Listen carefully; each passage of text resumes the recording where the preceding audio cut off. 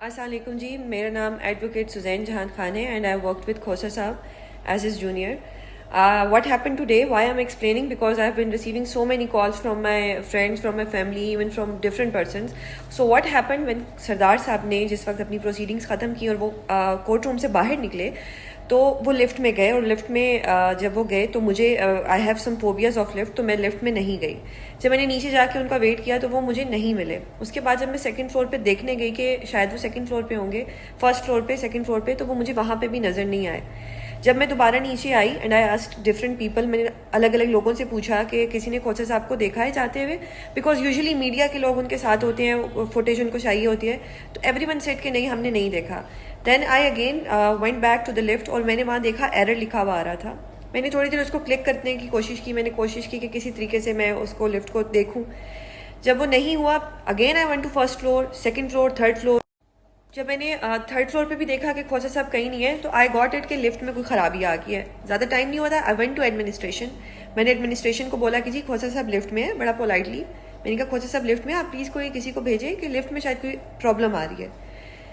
Administration ने 10-15 minute मुझे wait कराने के बाद टोटली इग्नोर किया।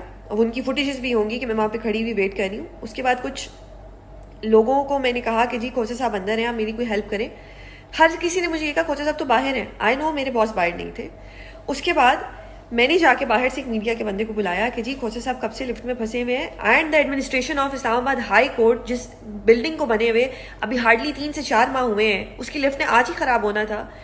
वो जब मैंने बुलाया, वो कुछ सहाफ़ी साहब आए, उन्होंने आके जब शोर मचाया, जब देखा कि वीडियोस देखा कि ये सब कुछ बंद है, कोई मेरी हेल्प करने के लिए नहीं आ रहा है। उसके बाद फिर भी 55 मिनट तक सरदार लतीफ़ खोसा साहब जो मेरे बाप की जगह है वो 55 मिनट तक कोई नहीं आया।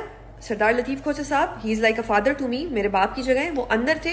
ही is a old age person, उनको हार्ट इशू है।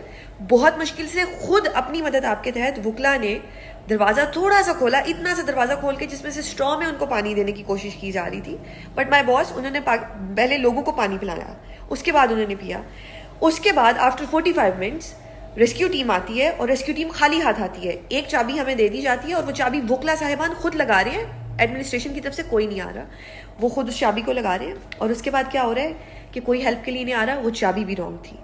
40 मिनट बाद, 50 मिनट बाद जब सीडीए के लोग आते हैं, रेस्क्यू करने, तो उनको गेट पे रोक दिया जाता है। वो गेट पे रुक जाते हैं। एक वकील साहब मुझे आके बताते हैं कि मैडम आपने जिस तरह यहाँ शोर डाला आपको वहाँ भी डालना पड़ेगा, बिकॉज सीडीए के लोगों को अंदर नहीं आने दिया जा रहा। सम हाउ सीडीए के लोग आते हैं, 5-10 मिनट वो कोशिश करते हैं, वो खाली हाथों से कोशिश करते हैं, उनके पास कोई औजार नहीं होता। फिर उनके बाद नीचे से एक नया बंदा आता है जिसके पास कोई सीजर्स की तरह की कोई चीज़ होती है, जिसको बहुत मुश्किल से खोल के सबको बाहर निकाला जाता है।